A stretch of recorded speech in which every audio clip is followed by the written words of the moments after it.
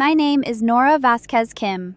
I'm 29 years old. When I was 17, I got accepted to one of the best art and design schools in the country. Full scholarship, everything paid for, and I never knew. I found out 11 years later.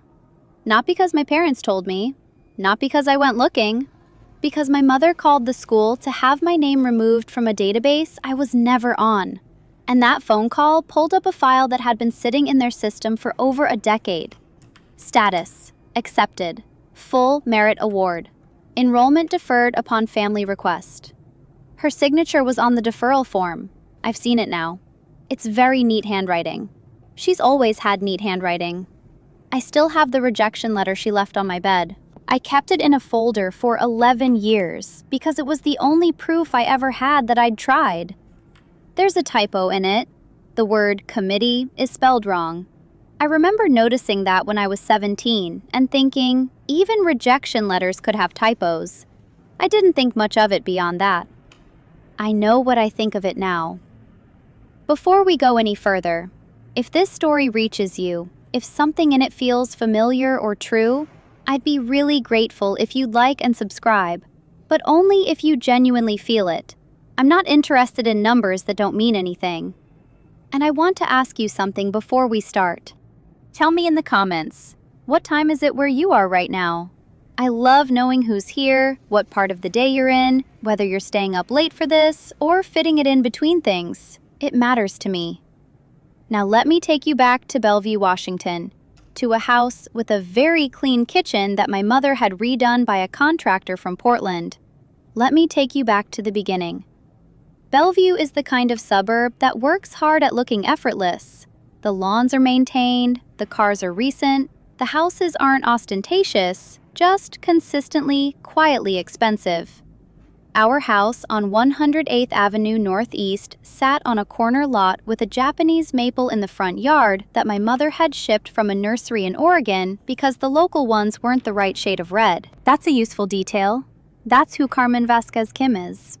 My parents ran a residential tile and stone installation business, Vasquez and Daughters Tile, which my father started when I was 4 and which my mother took over operationally when I was about 12, because my father, James Kim, is a man who prefers to be in the room without being asked to speak in it.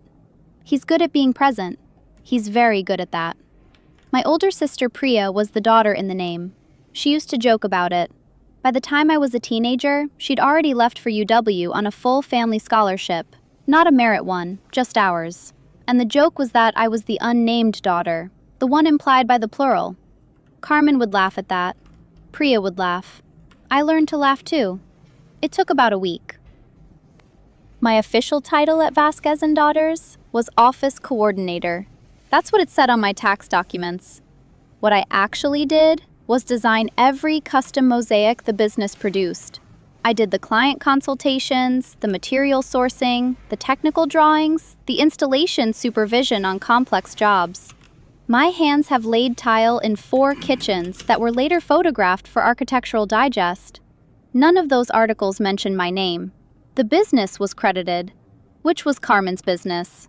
So, I was making $34,800 a year. I had 2 roommates in a Tacoma apartment and a commute that took 45 minutes on a good day. My health insurance came through the company. My professional references were all people Carmen introduced me to. I didn't own a single client relationship. Every referral, every new project came through her. I want to be precise about what I'm describing because it's easy to hear family business and imagine something warm. It wasn't unpleasant. The work itself I genuinely loved. The weight of stone, the geometry of a good pattern, the way a room changes when the floor is right. I was good at it. I knew I was good at it. That part was real. What I couldn't figure out for a very long time was why being good at it didn't seem to move anything. Why the salary stayed flat. Why my name wasn't on anything. Why Carmen would walk into a client meeting and gesture at a sample board I'd spent 3 days designing and say, "We came up with this one for a client in Medina." We. And I'd write something down on my notepad and not look up. I had a teacher in high school, Roland Fitch. He taught ceramics and visual arts at Bellevue High for 31 years before he retired. He's 58 now, lives in Kirkland, still makes work in a studio behind his house. When I was in his class, I was the student he stayed late for.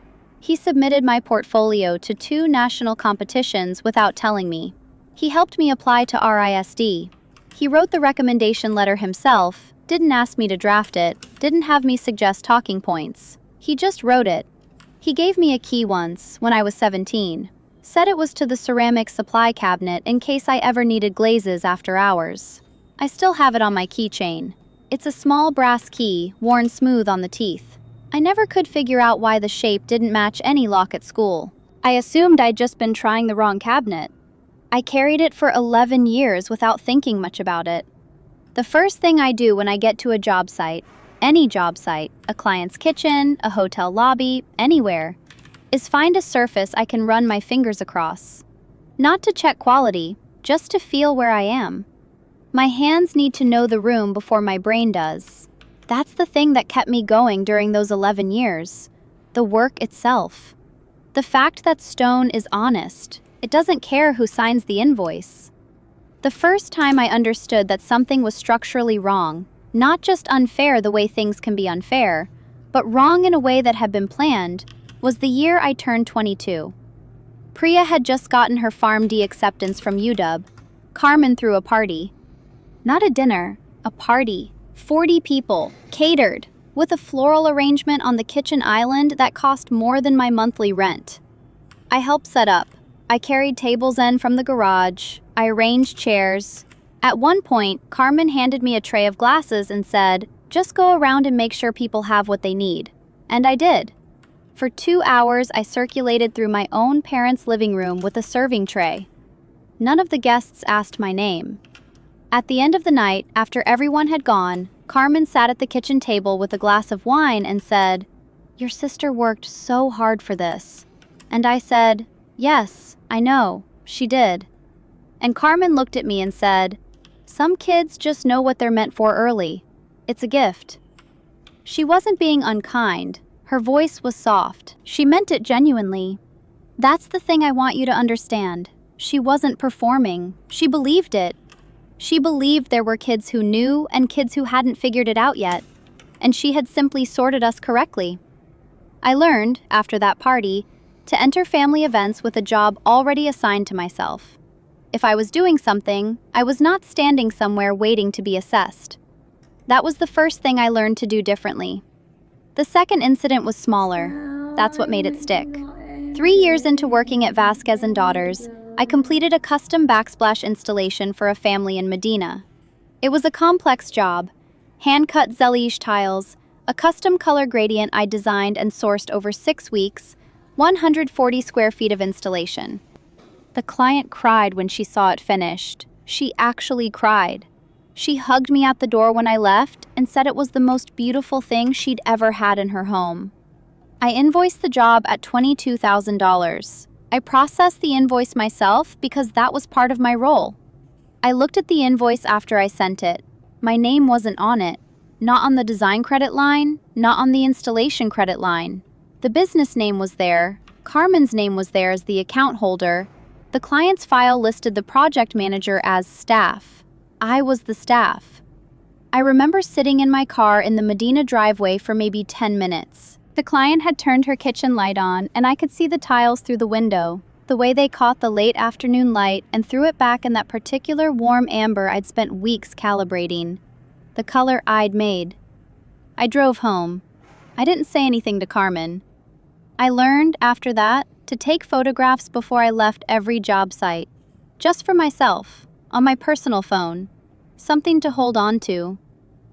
Around this same time, Priya got a promotion at the pharmacy group she joined after licensure, a regional director title, $143,000 base salary. Carmen took her to dinner at Canlis to celebrate. Canlis is the nicest restaurant in Seattle. It has been for 50 years. I know this because Carmen mentioned the name 4 separate times in the 2 weeks following, each time to a different person, and I was present each time. That same month, I asked Carmen if we could revisit my compensation. I had a number in mind. I'd done research on market rates for senior mosaic designers and installation supervisors in the Pacific Northwest. The median was around $67,000. I asked for $52,000. I had a folder. Carmen looked at the folder. She didn't open it. She said, "Nora, this isn't a corporate job. We're a family business. The whole structure is different." She said she'd think about it. She was pleasant about it. She offered me coffee. My salary stayed at $34,800. At Priya's next birthday dinner, 6 months later, our house, the good china, Carmen gave a toast. There's a moment in that toast I've replayed a lot. She raised her glass and talked about Priya's work ethic, her dedication, her instincts. Then she paused and looked around the table and said, "And Nora. Nora is the one who stayed. We couldn't do this without her."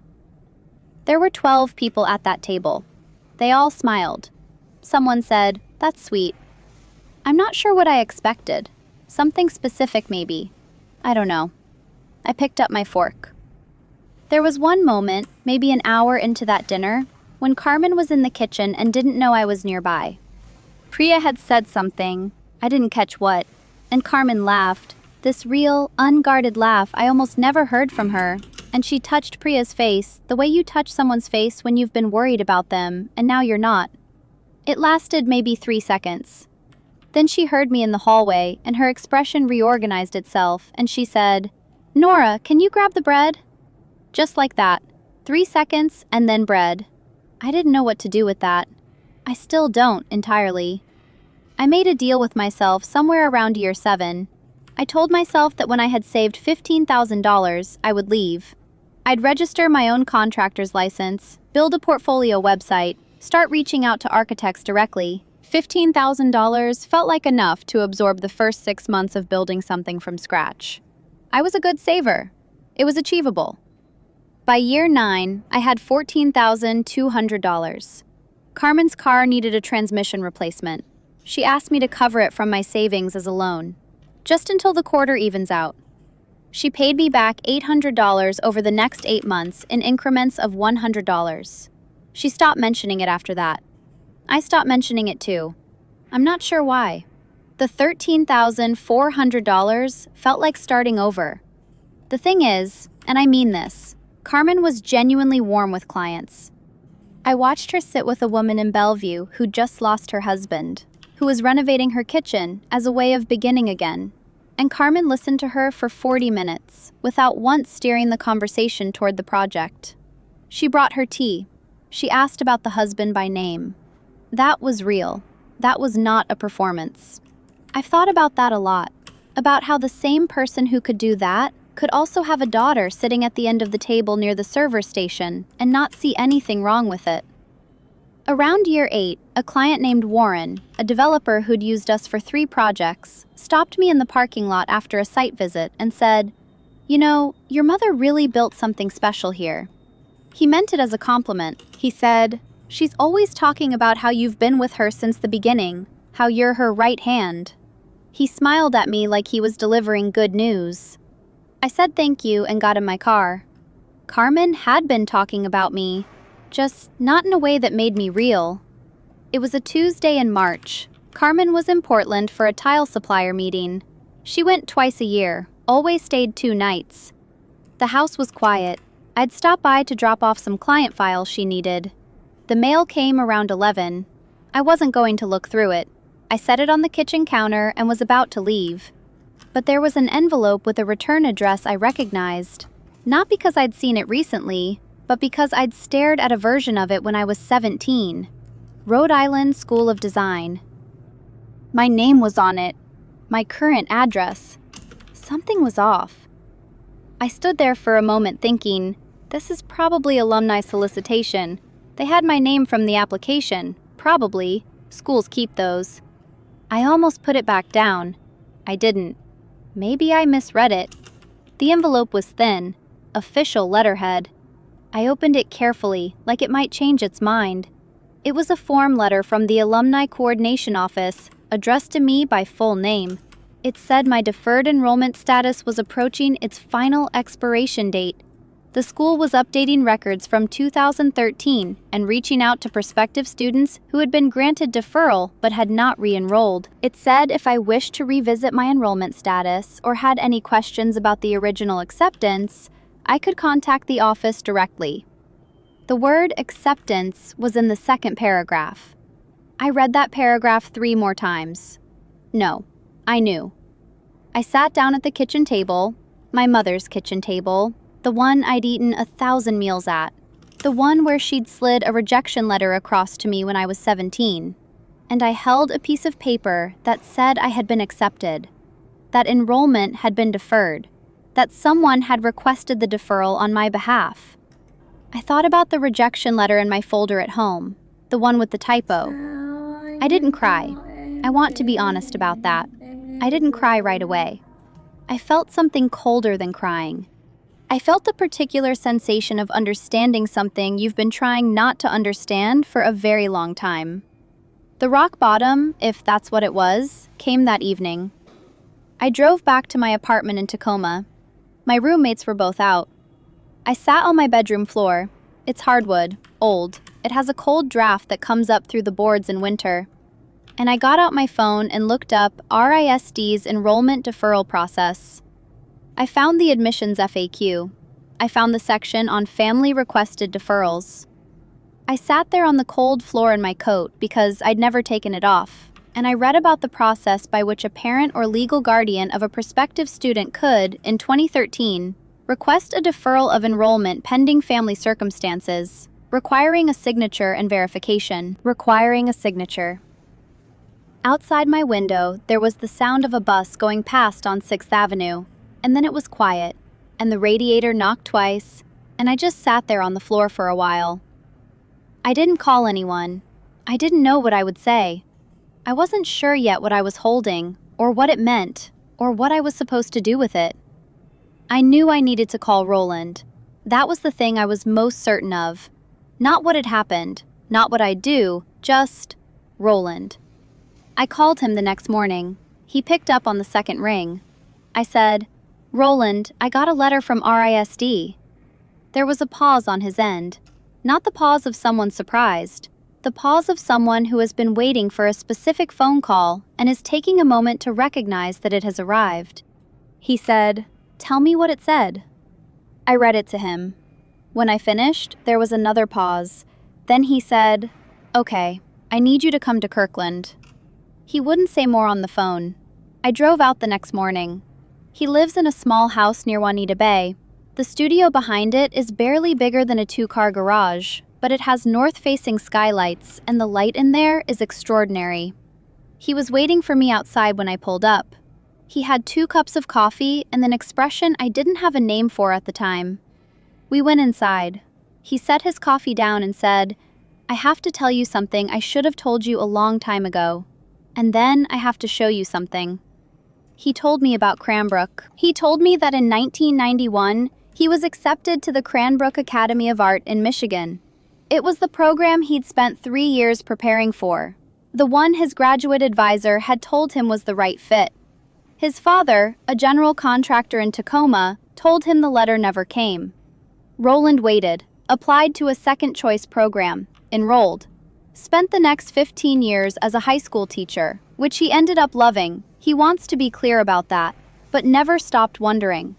A former classmate mentioned seeing his name on an acceptance list in an old school newsletter. In 2006, Roland would have been in his late 30s. His father had been dead for 4 years by then. He said, "I never confirmed it. There was nothing left to confirm it with." He looked at his coffee. "But when your mother called me after you'd been at the business for a year and told me you'd received the rejection and decided not to reapply, I knew what the shape of it felt like. I'd lived inside it." I asked him what he'd done. He reached into a drawer in his work table and pulled out a small brass key on a plain ring. I recognized it immediately. Not the key, the ring. The same ring he'd put a copy on 11 years ago and given to me when I was 17. Telling me it was for the supply cabinet. "I opened a P.O. box in Kirkland," he said, "in 2014, after I'd spent a year trying to figure out if I was wrong about what I suspected." He drove to the post office himself that morning and came back with a sealed envelope. RISD mailed a copy of your acceptance packet to your recommending teacher as standard procedure. When I called the scholarship office to ask them to hold it, when I explained the situation, they said they couldn't take action without evidence, but they could flag the file. They mailed me the copy. He put the envelope on the work table between us. I looked at the key on my keychain, the worn brass one I'd been carrying for 11 years. I looked at the key on his ring. Same shape, same worn-down teeth. "I didn't know if you'd ever need it," he said. "I just knew I wasn't willing to not have it if you did." I held the envelope. I didn't open it immediately. I sat with it in my hands and looked at the skylights and thought about 11 years. About $34,800 a year. About the invoice in Medina that didn't have my name on it. About the chair that wasn't pulled out for me. Then I opened it. Inside was the original acceptance letter.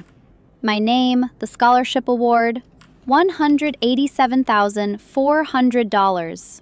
The merit committee's language, the enrollment terms, and a photocopy of the deferral form. At the bottom of the deferral form, in the signature line for parent or legal guardian, Carmen Vasquez Kim, in her neat handwriting.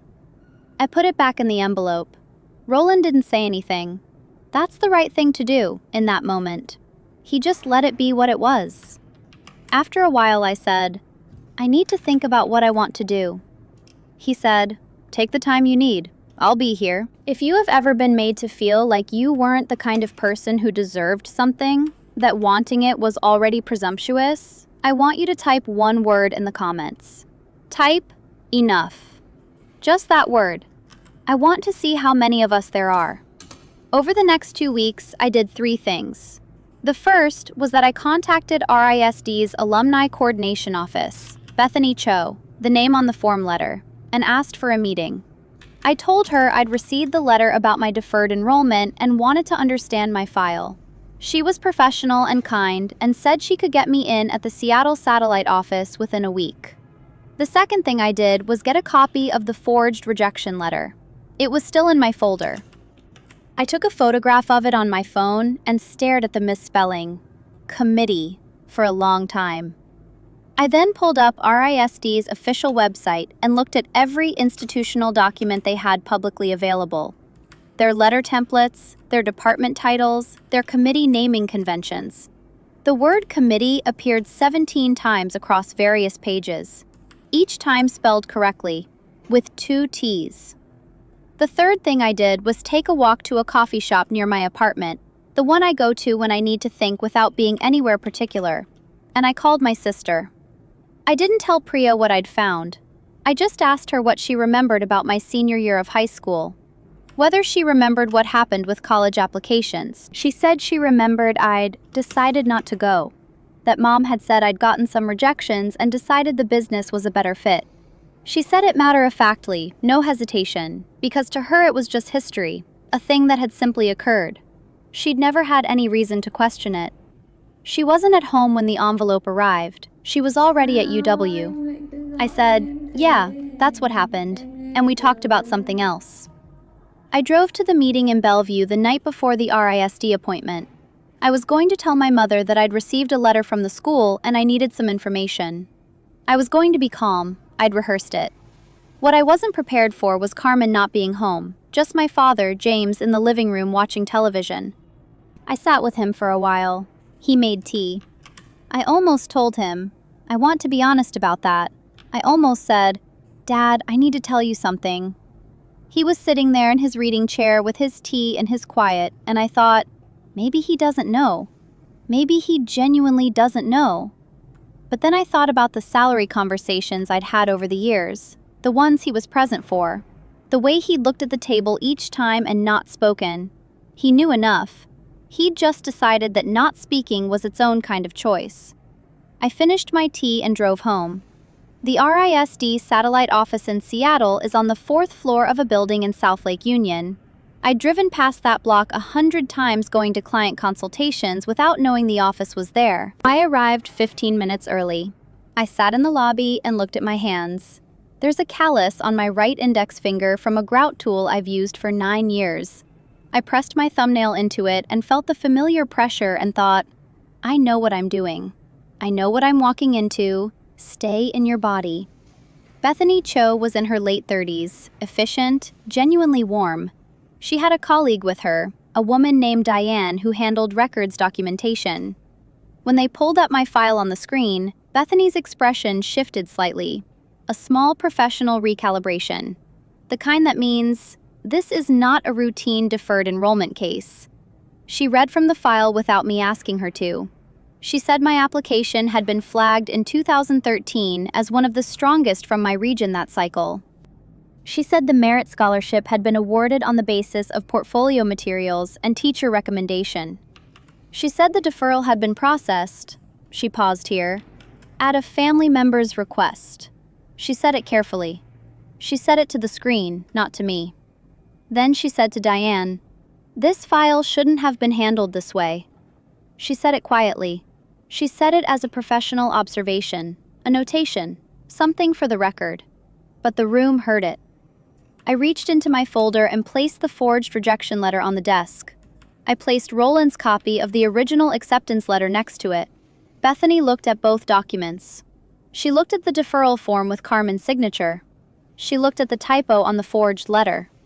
Her colleague leaned in. Neither of them said anything for a moment. I didn't explain. I just let the documents be in the room together. I want to pause here and ask you something.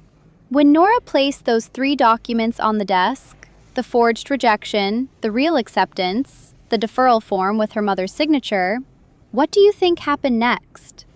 Option A. The school said there was nothing they could do after this many years. Option B. They referred the matter to their legal team. Option C. Something completely different. Tell me in the comments, A, B, or C. I told Carmen I needed to come by the house. I didn't say why. She said, "Of course, come for dinner, I'll make something." That's how she responds to most things, by offering food. I said I wasn't staying for dinner, just coming by. She said, "Okay," a little uncertain, but okay. I arrived at 4:30 on a Thursday. I had 3 documents in a folder. I parked in the driveway, I walked to the front door, I let myself in with my key. The kitchen smelled like coffee. The afternoon light came through the window over the sink the way it always has.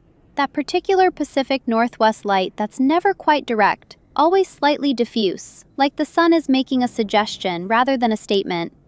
The Japanese maple outside was bare, March. I went to the kitchen table, I sat down, I pulled my own chair out and sat in it. I placed the 3 documents on the table. The form letter from RISD, Roland's envelope with the acceptance and the deferral form, and the rejection letter from my folder, the one with the misspelling. I arranged them the way you'd arrange evidence, side by side, with space between them. I heard Carmen's footsteps upstairs. She came down in her usual way, purposeful, efficient, no wasted movement. She came into the kitchen already talking. I was just about to start on. She saw the table. She stopped. I watched her face do the thing that faces do when they encounter something they were not prepared to encounter. It started as confusion. Her eyes moved across the 3 documents, from the RISD letterhead on the form letter to the envelope to the rejection she'd written 12 years ago. Her mouth opened slightly and then closed. Then, disbelief. Then something behind the eyes that I'm not going to name because I don't think I'm the right person to name it. I didn't speak. She stood there. One hand found the back of the chair across from me. Not to sit, just to hold on to something. I let the silence be in the room with us. It had weight. It had its own presence. It sat between those 3 documents like a 4th thing. Finally, she said, "Nora." I said, "I know what happened." Just that, quietly. Not an accusation.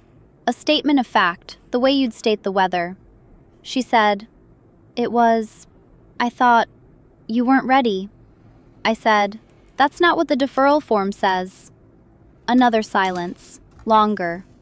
She sat down, not across from me, beside me, which I hadn't expected. She sat in the chair next to mine and looked at the documents, and I could see that she was working through something complicated, and I didn't help her work through it. I waited. She said, "You were 17. I was afraid you'd go out there and fail and come home destroyed." I said, "That was mine to risk." She said, "I know." Those 2 words cost her something. I could see that. I'm not going to tell you it didn't matter. It mattered. It's just that it was also 11 years too late, and $187,400 too late, and several thousand mornings in a Tacoma apartment too late. And those things exist simultaneously, and I don't know how to make them stop existing simultaneously. After, I know, nothing. For maybe 90 seconds. The refrigerator hummed. Outside, a car passed. The silence wasn't empty. It was full of everything neither of us was going to be able to say in that kitchen on that afternoon, and we both understood that, and we just sat in it.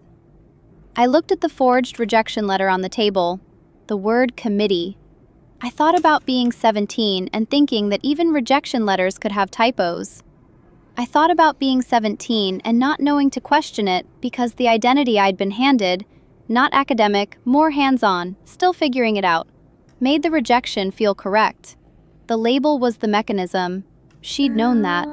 She'd known that I'd been shaped so thoroughly into someone who didn't expect to be chosen that a letter telling me I wasn't chosen would feel like recognition, not sabotage. I reached into my pocket and found the worn brass key on my keychain.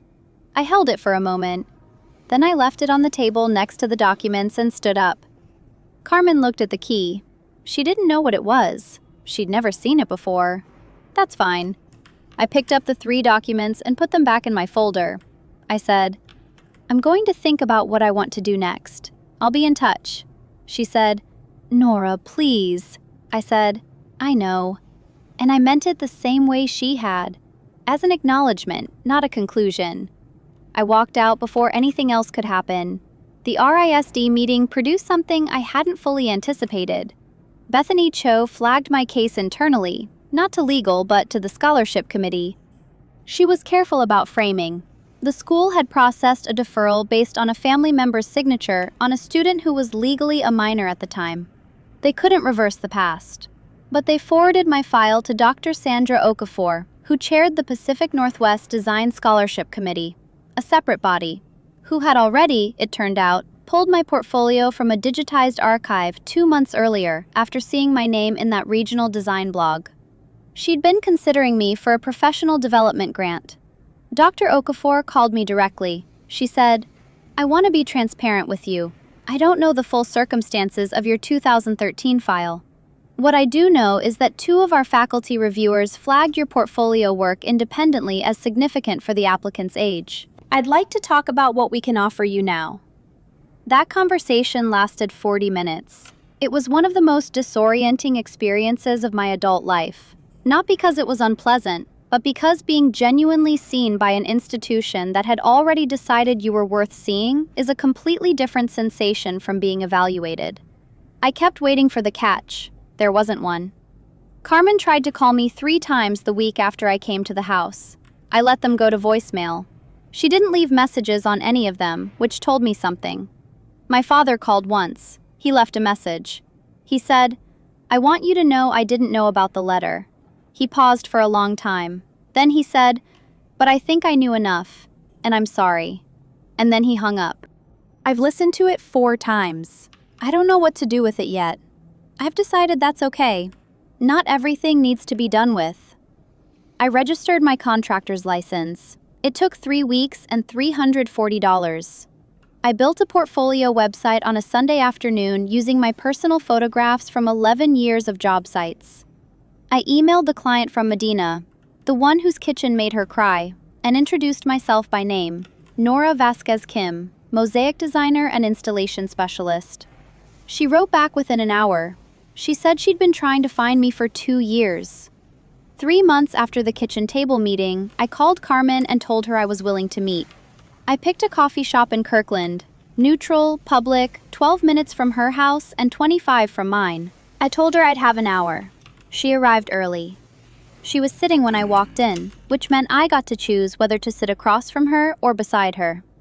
I sat across. I ordered my own coffee before sitting down. I told her what happened. Not my interpretation of it. What happened, in sequence. I received a form letter from RISD. The form letter referenced a deferral. The deferral had her signature on it. Roland had kept a copy of my original acceptance packet. The forged rejection letter has a misspelling that doesn't appear in any official RISD correspondence. I didn't say, "You lied." I didn't say, "You took 11 years from me." I said what happened. She already knew what it meant. She was quiet for a long time. Then she said, "I told myself I was protecting you." She looked at the table. "I know how that sounds now." I said, "It sounds like a decision you made for yourself and called it something else." She looked up. That landed. I watched it land. She said, "You're right." I said, "I know." Then I told her my conditions, not requests, conditions. I said, "I'm starting my own practice. I'm taking my portfolio and my client relationships, the ones I built, and I'm registering as an independent business. I will not be asking her permission." I said, "I'll tell Priya myself in my own time what happened. Not for her to tell, not for her to manage. Mine." I said, "I'm not closing the door, but I'm also not walking through it on your schedule anymore." She didn't say anything for a moment. Then she said, "What does that look like?" I said, "Slow, honest, not pretending the last 11 years were a misunderstanding." She nodded. Her coffee had gone cold. She hadn't touched it. I said, "I'm not going anywhere, Carmen. I'm just not going to keep showing up to a room where you've already decided what I'm worth." I stood up. "I'll call you." She said, "Okay." I left first. That was deliberate. The conversation with Priya happened on her front steps in Capitol Hill 3 weeks later. It was warm enough to sit outside. I brought her a coffee because that's the right thing to do. I told her everything. She listened without interrupting, which is not something Priya usually does. She's a talker, always has been. But she was completely still. When I finished, she said, "I didn't know." I said, "I know you didn't." She said, "I keep thinking about all the things I said, about college, about the business, all the times I said..." She stopped. I probably sounded like Mom. I said, "You were telling the story you'd been given." She thought about that. She said, "That doesn't make it okay." And I said, "No, but it makes it what it was." We sat there for a while. The coffee went cold, same as Carmen's had. She said, "Can I do anything?" I said, "You could start by knowing my name is on those kitchens." She said, "I know it is." She looked at me. "I've always known that." That was enough, for now. We're slow. We're imperfect. We're going to have to relearn how to be sisters without the architecture Carmen built around us. That's going to take time and probably some wrong turns. I'm okay with slow. 8 months later. I have a studio space in a building near Tacoma's waterfront that I share with a glassblower and a letterpress printer. My contractor's license is on the wall. My portfolio website has my full name at the top, Nora Vasquez Kim, Mosaic Design and Stone Installation. And it has 4 Architectural Digest kitchens listed under projects, with my name attached to each one. The Medina client sent me a referral within 3 weeks of my email. That referral sent another. I have a wait list now. It's 11 names long. I count it sometimes, the way you count things that still feel too new to trust. Dr. Okafor's professional development grant came through. It's $23,400, and it's paying for 6 months of mentorship with a studio artist in Portland who works in large-scale architectural mosaic. I drive down once a month. The work I'm making right now is nothing like anything I've made before. I don't know what I'm doing yet, and for the first time in my adult life, that feeling is exciting instead of just frightening. Roland came to see the studio 2 months ago. He stood in the doorway with his coat still on and looked at everything.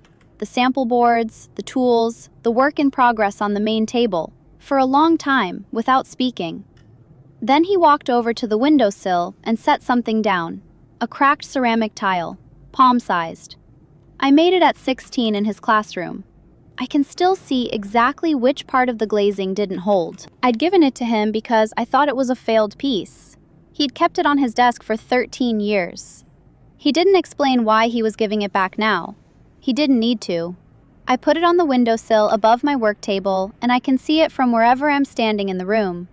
Carmen calls every 2 or 3 weeks. We talk for 15 or 20 minutes. It's cautious and a little stiff, and sometimes something real gets through.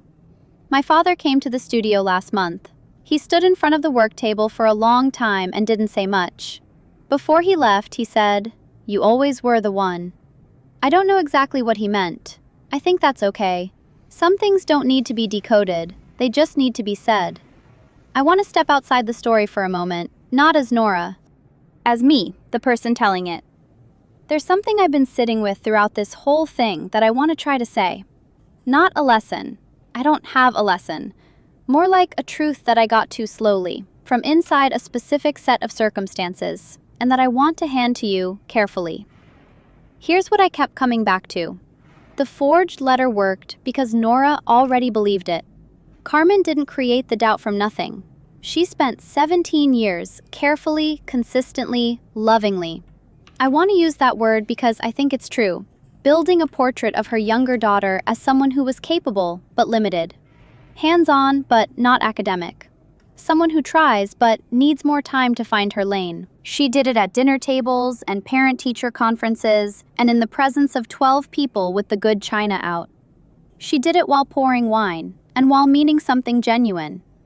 And then, when the moment came, the lie fit perfectly inside the space she'd already made for it. That is the thing I've been thinking about. Not the lie. The architecture that made the lie unnecessary to question. I used to think the worst thing Carmen did was forge that letter. Now I think the worst thing was earlier. It was the years of making me into someone who wouldn't check. Someone who'd hold a rejection addressed to her and not think to call the school. Not because she was stupid. Because she'd been built, brick by brick, into someone who didn't believe she was the kind of person institutions called back. I can be angry at the letter. The letter is easy to be angry at. It's a document. It has a signature. What I don't know how to be angry at, and this is the part I haven't resolved, is the fact that she was afraid of losing me. I think that was real. I think she told herself that I would leave and fail and that it would break something between us that couldn't be repaired. I think she genuinely didn't trust the world with me. I don't know if that makes it worse or just different. I'm not carrying it as a verdict. I'm carrying it as a question. That question is mine, and I've decided that's enough of a place to stand. If you are someone who has been made smaller, quietly, consistently, by someone who loved you and needed you to stay small, I want to say something to you directly. The architecture they built is not the truth about you. It is the truth about what they needed. You were accepted somewhere, maybe literally, maybe not. But the version of you that got made to feel like you weren't the kind of person who applied, that's not a reading. That's a constraint. And constraints can be discovered late, and they can still be undone. 11 years late is not too late. You do not have to perform gratitude for the version of yourself that was permitted. You get to build a new one. Slowly, imperfectly, with a cracked tile on the windowsill that somebody kept even when you thought it was a failure. You're enough to be seen. You always were. That one took me a minute after I finished it.